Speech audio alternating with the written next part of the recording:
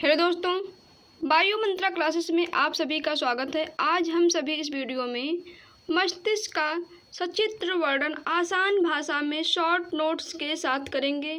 चलिए स्टार्ट करते हैं। मस्तिष्क को इंग्लिश में ब्रेन कहते हैं। मस्तिष्क बहुत ही कोमल अंग है और यह अस्थियों के ढांचे में कवर रहता है, यानी कि मस्तिष्क हड्डियों के ढांचे से ढका रहता है और इस ढांचे को कहते हैं कपाल। मस्तिष्क का भार 1300 से 1400 ग्राम होता है। मस्तिष्क में लगभग 100 अरब तंत्रिका कोशिकाएं पाई जाती हैं। मस्तिष्क में लगभग 100 अरब तंत्रिका कोशिकाएं पाई जाती हैं। मस्तिष्क 3 झिल्लियों से ढका होता है: दृढ़ तानिका, जाल तानिका और मृदु तानिका। दृढ़ तानिका को ड्यूरामेटर कहते हैं, जाल तानिका को एरेक्नॉइड और मृदु तानिका को पायामेटर कहते हैं। दृढ़ तानिका दृढ़ होती है, यानी कठोर होती है और यह संयोजी ऊतक की बनी होती है। जाल तानिका इलास्टिन होती है, इलास्टिन मतलब तन्य होती है। और दृढ़ तानिका जाल तानिका के बीच में सीरमी तरल पदार्थ भरा होता है, यानी कि जो बीच में गैप होता है उसमें सीरमी तरल पदार्थ भरा होता है। अगला है मृदु तानिका। मृदु तानिका को पायामेटर कहते हैं। यह पारदर्शी होती है, कोमल होती है और इसमें रक्त केशिकाओं का जाल बिछा होता है, यानी कि मृदु तानिका में रक्त केशिकाओं का जाल फैला होता है। अगला पॉइंट है, जाल तानिका और मृदु तानिका के बीच सेरिब्रोस्पाइनल तरल पदार्थ भरा होता है, यानी कि जाल तानिका है, मृदु तानिका है, इनके बीच में सेरिब्रोस्पाइनल तरल पदार्थ भरा होता है। स्ट्रक्चर में देखेंगे तो सबसे ऊपर कपाल होता है, उसके नीचे दृढ़ तानिका और दृढ़ तानिका के बाद जाल तानिका और सबसे नीचे मृदु तानिका। मृदु तानिका में ही रक्त केशिकाओं का जाल बिछा होता है, यानी कि जो भी मस्तिष्क में ब्लड सप्लाई होता है उसका जाल मृदु तानिका में ही बिछा होता है। अगला पॉइंट है EEG, इलेक्ट्रोइंसेफेलोग्राम। EEG मस्तिष्क का टेस्ट है, यानी कि जिस प्रकार से हृदय का टेस्ट ECG है। डॉक्टर जब हृदय में कोई प्रॉब्लम होती है तो डॉक्टर कहते हैं ECG कराओ।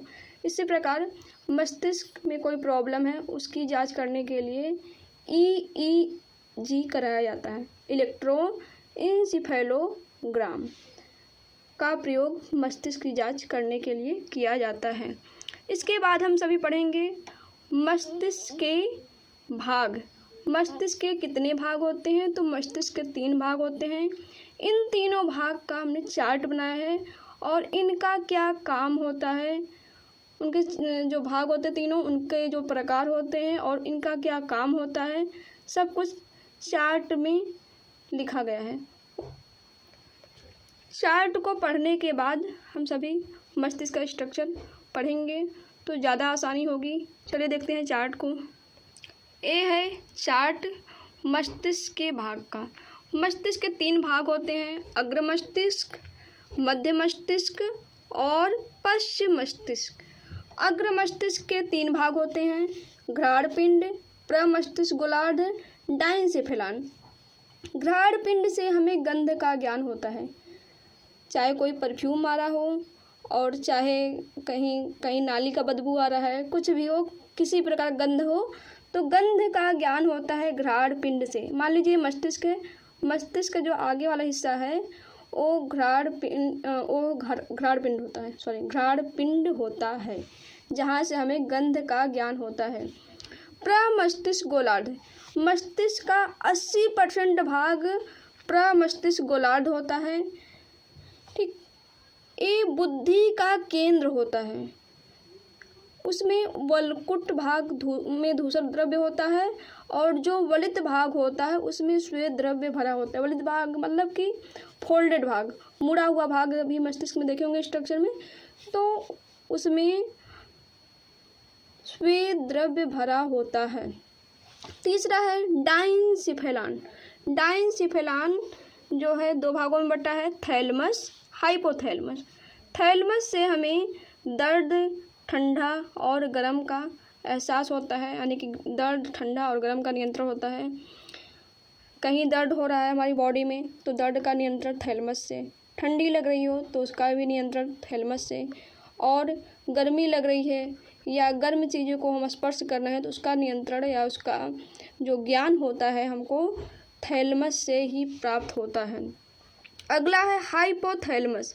हाइपोथैलेमस से भूख का ज्ञान होता है, प्यास का ज्ञान होता है, ताप, प्यार, घृणा, गुस्सा, यानी हम किसी से नफरत कर रहे हैं, किसी पे गुस्सा कर रहे हैं, खुशी हो रही किसी चीज़ के लेके, बीपी जो ब्लड प्रेशर है उसका भी, और जल के उपापचय का नियंत्रण, इन सभी का नियंत्रण हाइपोथैलेमस से होता है।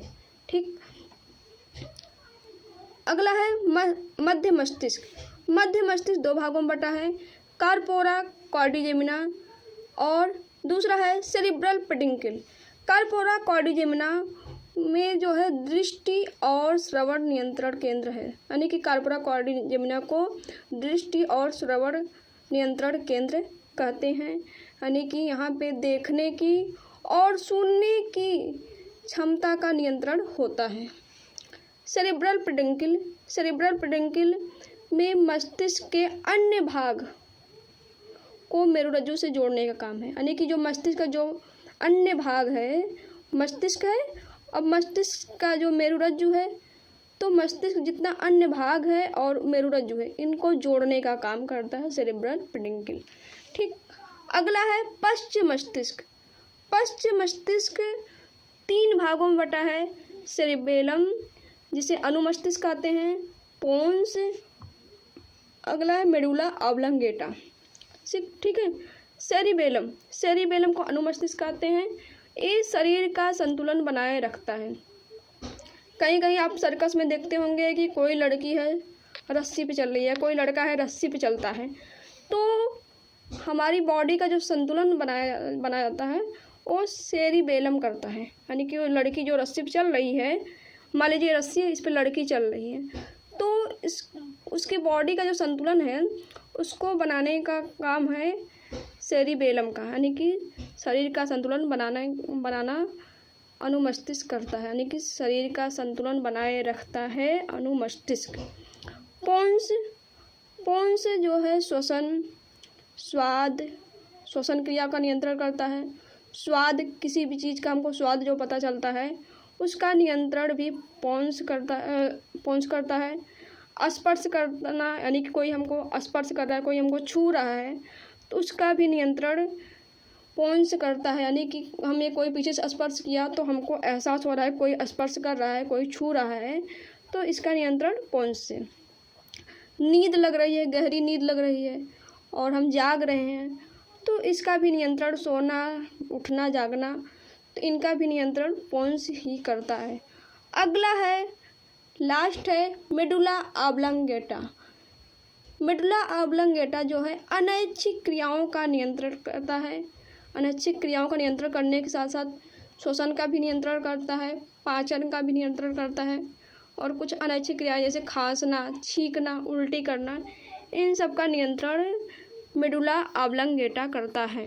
अब हम सभी स्ट्रक्चर में देखेंगे, इसका स्क्रीनशॉट ले लीजिए और हम सभी स्ट्रक्चर में देखेंगे।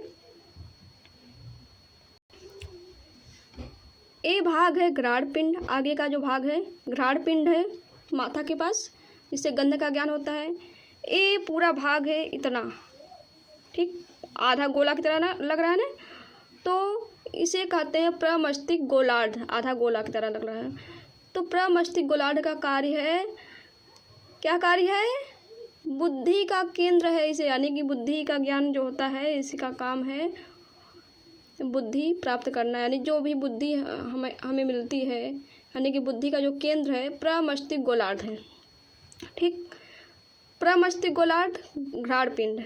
और अगला है थैलेमस और हाइपोथैलेमस। ए है थैलेमस और ए है हाइपोथैलेमस।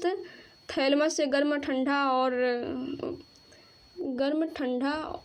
और दर्द का नियंत्रण होता है।